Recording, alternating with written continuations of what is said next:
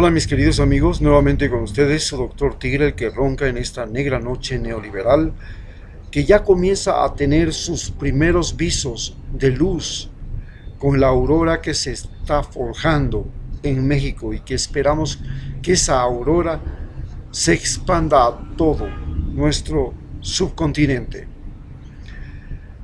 Hoy les hablaré sobre lo que fue la revolución sanitaria de Rafael Correa y de cómo se llegó a la postración de esa revolución con Lenin Moreno. Para entender cómo se origina esta revolución, se hace a partir de la Constitución del 2008, en el que se destina un presupuesto como nunca a la salud en el Ecuador. A partir de ese presupuesto, se crean un programa de médicos que van de casa en casa buscando a los enfermos. Y se lo hace en coordinación con la vicepresidencia, cuando el vicepresidente en ese momento, Lenin Moreno, era el amparo de los discapacitados. Actualmente es el amparo de los banqueros, de los viejos políticos, de los tramposos, de los oportunistas. Ya no ampara a los discapacitados como lo hacía, por lo menos, cuando recién, en el año 2006, empezó como vicepresidente. Yo fui médico en la frontera norte. Me localicé justamente en el cantón Mira, donde está este río que va a terminar en Tumaco, y donde ahora está el conflicto con el Huacho. Trabajé en el área 3, en el área 4. En el área 3 era la zona de la Concepción, una zona afroandina que me permitió entender completamente la diferencia entre los afroesmeraldeños y los afroandinos del Ecuador. Dos culturas completamente diferentes. Y más tarde fui a trabajar allá donde están los Aguá, en la zona donde los Aguá viven en las dos partes de la frontera. Al un lado es Ecuador, el otro lado es Colombia, y en Colombia tienen el mayor territorio y en Ecuador el menor. La zona de San Juan de Lachas, donde está Guayupe, en la bajada Ibarra-San Lorenzo, y donde se construyó una carretera que iba justamente de Guayupe hasta Chical, y es en la zona de Chical donde florece el narcotráfico al otro lado del río San Miguel, una zona donde no existían cultivos sino solamente coca, donde estaba la Brigada 46 de las FARC y donde nace el movimiento Simesterra, del cual es comandante el Guacho.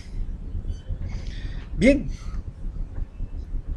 en esta zona me tocó trabajar, y mi trabajo era ir a visitar casa por casa a los enfermos, y fue algo extraordinario, porque era una revolución sanitaria en que el médico llegaba a entender al paciente, pero ya no a entenderlo en el consultorio, donde en el consultorio era un ser completamente diferente. El médico, cuando recibía al paciente en el consultorio, era el tipo bonachón que tenía un dolor de estómago y que quería hacerse atender. Cuando el médico lo iba a conocer en su casa, era el maldito que había amputado la mano a su mujer, que había violado a sus dos hijas menores de edad, borracho consumado, el violento del pueblo, el que le mete miedo a todo el mundo, que anda con una arma todo el tiempo, un machete y una escopeta para aterrorizar a toda la gente. Y ese era el paciente. El otro paciente era el viejito que llegaba todos los santos semanas, todas las semanas, y le ponía al médico en duda: oye, o yo soy mal médico, o usted está en los últimos días y se va a morir, porque todas las semanas se enferma.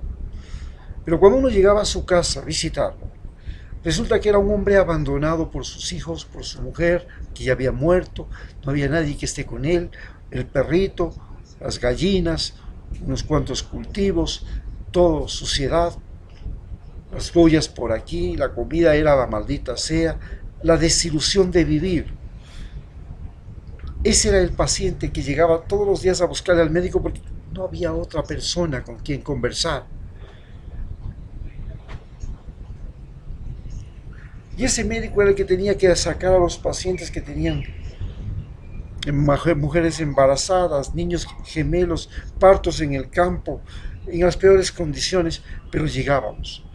Y a partir de eso se creó una infraestructura sanitaria que comprendía distritos, circuitos, centros, subcentros, dispensarios, hospitales, especialistas. Se crearon hospitales de última generación con lo máximo de médicos. Se sacaron los hospitales, inclusive tenían certificación internacional. Una organización de Canadá daba certificados internacionales de capacidad. Los médicos fueron a estudiar, los muchachos fueron a estudiar, regresaron los médicos. Teníamos médicos cubanos, médicos que nos ayudaban, porque ellos habían desarrollado una medicina alternativa mucho más económica y habían desarrollado este tipo de modalidad de puerta a puerta. Y así empezó el gran proceso de la revolución ciudadana. No faltaban medicamentos. Es más, uno cuando iba a visitar las casas de los afiliados o de los pacientes del Seguro Ministerio de Salud, en la baranda de la casa estaban todas las medicinas que no se habían consumido. Iba al basurero y estaban botadas las pastillas que se habían caducado desde hace tiempo, porque la gente ya iba a los dispensarios solamente por la pastilla. Y es que nosotros, el sistema de salud del Ecuador había creado una adicción. Los ecuatorianos ya éramos adictos a los antibióticos, a los analgésicos, a los desparasitantes y a las vitaminas. Esta fue la punta de lanza de la entrada de la medicina occidental en los campos y en los barrios. Y la gente se volvió adicta a eso, se automedicaba y por último iba y exigía, inventaba la enfermedad con tal de saber que si había pagado la cuota del Seguro Social Campesino, pues al menos era solamente $3 o $2.50, $2.20 o $2.10 a veces, pero lo importante era llevarse 10 o 20 o 30 dólares en medicinas y tenerlos en la casa para nadie, para nada. A ese punto habíamos llegado con la distorsión de la medicina. Pero lo más grave es lo que sucede cuando llega Lenin Moreno. Luego de haberse creado todo este aparataje extraordinario de atención médica, un sistema de atención todo que se fundamentaba ya no en la relación entre paciente y médico, ya no en la observación domiciliaria, porque eso se acabó después de que llegó el N1H1, es decir, cuando llegó la peste de la influenza. En ese momento 60 millones gastó en la primera semana el gobierno de Rafael Correa para comprar las vacunas y los retrovirales. Los retrovirales porque era una enfermedad viral, entonces todavía no había vacunas, había que comprar retrovirales. Y eso todos nos pusimos a todo el mundo. La gente ya no quiso curarse en casa la gripe, porque entonces la gripe era gravísima. Antes se decía que la gripe se cura en 7 días en la casa con aspirina o en una semana sin aspirina, sí se curaba sola.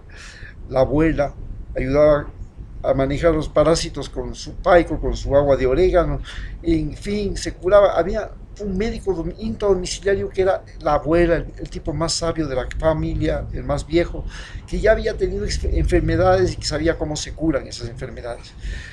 El médico era solamente un individuo que venía a soportar, a respaldar cuando el médico, el primer doctor, que es el familiar, no había podido resolver el problema. Esto cambia cuando llega el H1N1 y los hospitales se congestionan. La gente piensa que no se puede curar ni una sola gripe, ni el más mínimo dolor, ni la más mínima cosa sin ir al hospital. Se hace necesario poner carpas afuera, hacer el triaje, se congestiona, entonces se inventa un nuevo sistema. Cuando llega Lenin Moreno al poder, hereda todos estos hospitales, ya regresan estos médicos que han ido a estudiar en el extranjero, todos especialistas, se desarrolla todo lo que es la medicina de evidencia, se llama, y además todo lo que es la medicina, los instrumentos médicos, los equipos médicos, los quirófanos, las cirugías, las atenciones médicas, los tratamientos con radiación, todo eso llega a su máximo esplendor. La industria farmacéutica, la industria de productos de medicina mecánica médica, los aparatos médicos, se multiplican, hacen un gran negocio en el Ecuador, inclusive se hace un sistema de compras públicas, se reúne todo lo que necesita las Fuerzas Armadas, la policía, el Seguro Social, el Ministerio de Salud, se hace compras públicas y las compras públicas de medicamentos se hacen mediante una que se llama subasta inversa, un sistema revolucionario. Todas las empresas tenían en su mano la lista de los requerimientos del país y tenían que ofertar los medicamentos, y el que ofertaba al menor precio, ese se llevaba. Y se ahorraron millones y millones de dólares en esta oferta de medicamentos, pero el médico pasó a ser un individuo que tenía que trabajar 32 pacientes por día, pero 32 pacientes por día no había, pues había que inventar números de pacientes y así se cambiaba, se engañaba las estadísticas nacionales, porque le pagaban por número de pacientes. ¿Cómo no sacó pacientes? Si no hay peste, no hay pacientes. Cuando venga otra chikungunya, otra H1N1, el dengue, la Zika, entonces ahí sí, a los pacientes lo que quiera, pero después de eso no.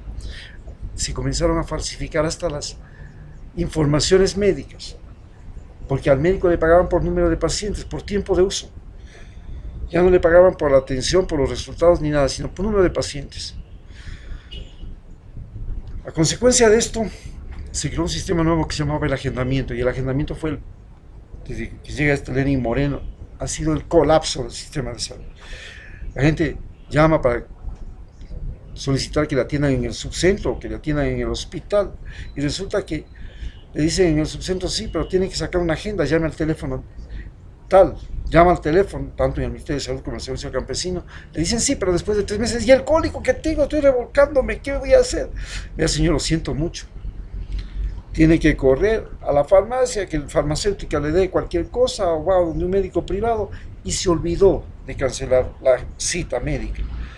Cuando le toca la cita médica no va, y entonces resulta que cuando uno va a los subcentros, las 3/4 partes del tiempo del médico no tiene pacientes. Ya no es culpa del médico, es culpa del paciente, él no quiso venir. Entonces, en este caos, donde el agendamiento y la no cancelación de las citas, donde han convertido al sistema de salud en un sistema ineficiente, donde la gente, para poder ser atendido, tiene que moverse como el presidente, con alguien que le empuje en una silla de ruedas, con la mentalidad del presidente, lento, incapaz. Entonces, ¿qué es lo que tenemos ahora? Ni las emergencias siquiera las quieren atender en los hospitales principales, en los hospitales de especialidad, nada. Todo es mediante agendamiento, mediante procedimiento, mediante protocolo. El servidor público se convirtió en el peor verdugo, tirano y todo. A tal punto llega esto, que el que hace ahora los triajes, como se dice, la clasificación de los enfermos en los subcentros como el centro de salud número 1 de Quito, ni siquiera es un médico, es el guardia. El guardia que no sabe nada de medicina dice: usted quédese aquí, no, usted no tiene por qué venir acá, váyase. No. El guardia hace la clasificación de los enfermos. A ese punto hemos llegado en un sistema revolucionario de atención médica colapsado en este gobierno. Muchas gracias.